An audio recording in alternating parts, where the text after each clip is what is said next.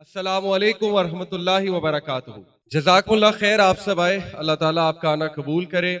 Welcome to youth club Lahore mega conference in Lahore. اور جیسے کہ آپ کو پتا ہے, یہ جو بیک ڈراپ ہے اس پہ بھی آپ دیکھ رہے ہیں کہ اس کانفرنس کی تھیم ہے رانگ نمبر. رانگ نمبر کے پیچھے کیا ہمارا فلسفہ ہے, why we selected this name, let me just mention some things to you. دیکھیے, ہم یوتھ کو یہ بتانا چاہتے ہیں کہ آج کے دور میں جو کہ سوشل میڈیا کا دور ہے, we are living in a global village. Our youth is expose to so many ideologies. بہت سے لوگ نے اپنے چینلز بنائے ہیں, وہ ویوز دے رہے ہیں. مطلب social media is an age of in this age of information has brought almost all cultures and ideologies of the world in front of our youth. تو ہم یوتھ پہ بتانا چاہتے ہیں کہ in order to understand religion یا in order to understand anything, life کا کوئی بھی ایشو ہے, اس کے لیے you have to dial the right number. Make sure کہ آپ right number کو ڈائل کر رہے ہیں, آپ wrong number ڈائل نہیں کر رہے ہیں. And it's very easy to get confused. آج کے دور میں یاد رکھیں, میں تو سمجھتا ہوں it's an age of deception. ہو سکتا ہے آپ کسی چیز کو صحیح سمجھ رہے ہوں لیکن اصل میں وہ چیز صحیح نہیں ہے. اوکے, سو ہم نے سلیکٹ کیے مختلف ٹاپکس.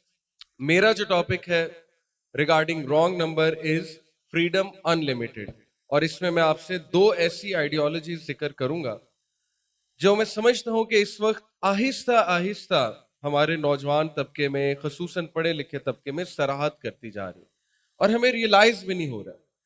مطلب اتنے سیکریٹیو مینر میں, اتنے آپ کہہ لیں کہ کلینڈسٹائن مینر میں یہ چیز ہمارے ذہنوں میں اور ظاہر ہے ہماری یوتھ میں سراہد کر رہی ہے. میں آپ کو اس کی مثالیں دوں گا تو انشاءاللہ you will be able to relate with me کہ میری مراد اس سے کیا ہے. سب سے پہلے میں آپ کو ایک واقعہ سناتا ہوں کہ ورلڈ وار 2 میں امریکن سولجر جب رشیا میں گئے, آپ کو پتا ہے کہ رشیا اور امریکہ کی آپس میں لڑائی تھی, تو ان کے پاس ایک میپ تھا, رشیا کا میپ تھا امریکن سولجرز کے پاس. یہ بہت مشہور بات ہے.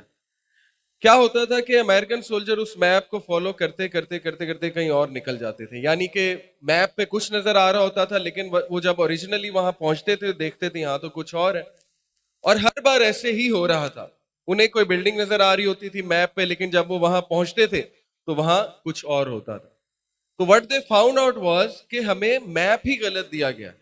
اتنی زیادہ مسٹیکس ہو رہی ہیں تو اس کا مطلب کہ شاید میپ ہی غلط ہے, اور ایسا ہی تھا.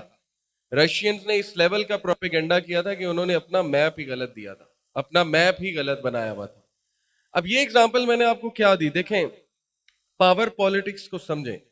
انفارچونیٹلی جس دنیا کا اس وقت ہم حصہ ہیں, جس ورلڈ کا اس وقت ہم حصہ ہیں, وہ کوئی خدا خوفی پر مبنی دنیا نہیں ہے. گاڈ کانشیسنیس اور گاڈلی ورلڈ میں نہیں رہ رہے ہم. We are living in a godless world. اگر میں بات کروں جو پاور پالیٹکس اس وقت کر رہے ہیں, تو جب ظاہر ہے کہ آپ نے اللہ سبحانہ و تعالیٰ کو پالیٹکس سے نکالا, یعنی کہ آپ نے کہا کہ نہیں ہمیں خدا کی ضرورت نہیں ہے, اور سیکولرزم کی طرف آئے, تو پھر ظاہر ہے کہ ایکسپلوئٹیشن بڑھے گی.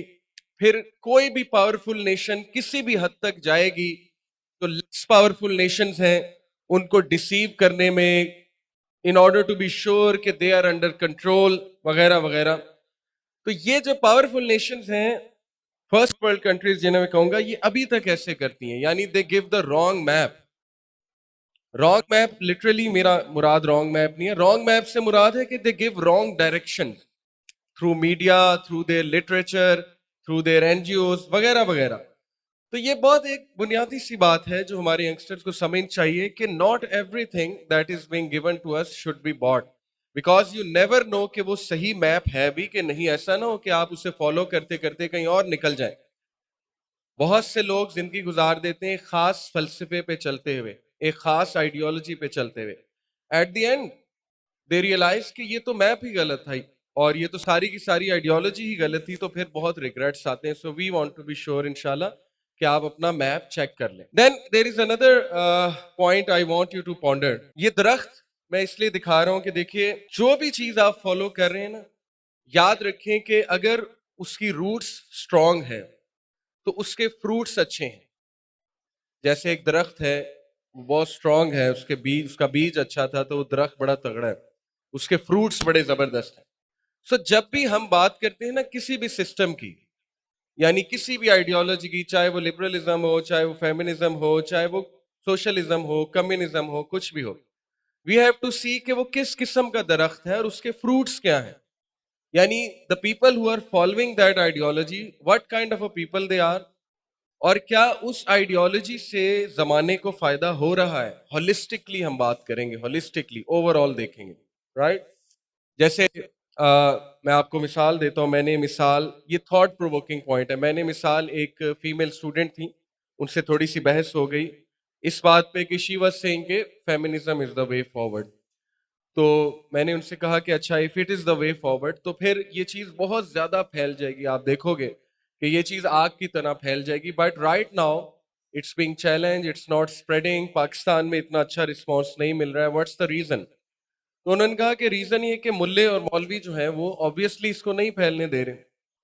تو میں نے انہیں کہا کہ دیکھو، جو درخت اسٹرانگ ہے نا، جو سیڈ اسٹرانگ ہے، نو میٹر اس کو کتنی مرضی اپوزیشن آئے، that thing is going to spread like fire. جیسے میں نے مثال دی سیرت کی، میں نے کہا دیکھیں کتنی اپوزیشن آئی، ہر طرف سے اپوزیشن آئی پروفٹ صلی اللہ علیہ وسلم کو، but at the end of the day prophet صلی اللہ علیہ وسلم ون، فتح مکہ ہوئی.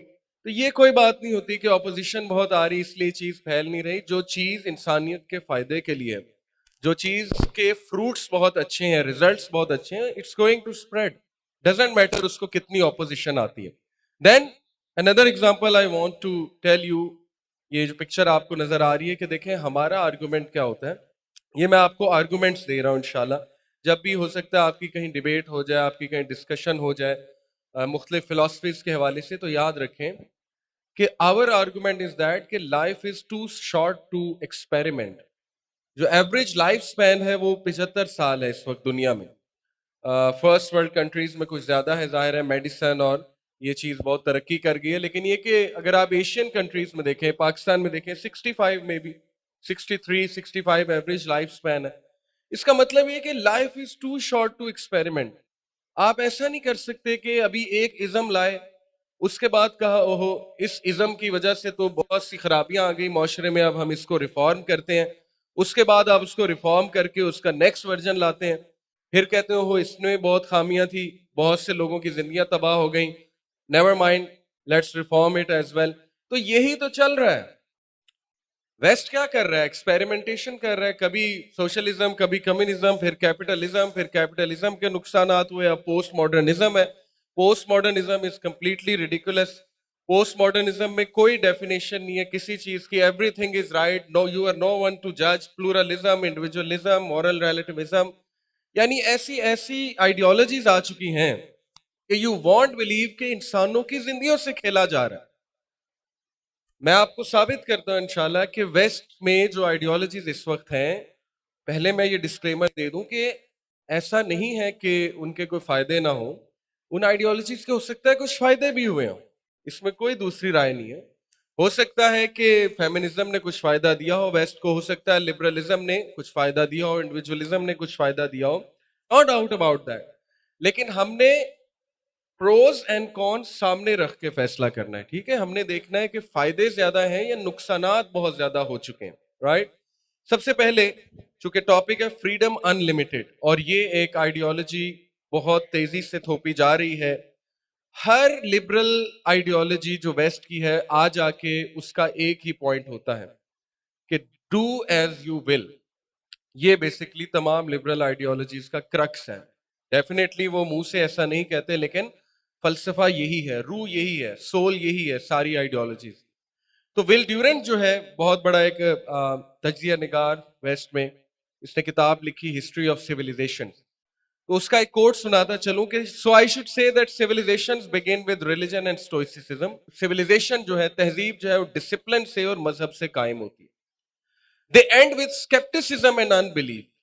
اور آہستہ آہستہ جو تہذیب ہے وہ تباہ ہوتی جاتی ہے، آہستہ آہستہ اس وہ کھوکھلی ہوتی جاتی ہے جب وہاں ڈاؤٹ کریٹ ہونا شروع ہوتا ہے. اسکیپٹسزم اینڈ ان بلیف، اور ultimately people reject God and the undisciplined pursuit of individual pleasure.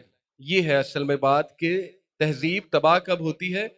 جب وہاں کے لوگ انڈسپلنڈ پرسوٹ آف پلیجر میں لگ جاتے ہیں. یعنی ایسی آپ نے جگہ بنا دی, ایسی چیزیں لوگوں کو دے دیں کہ they can do any thing.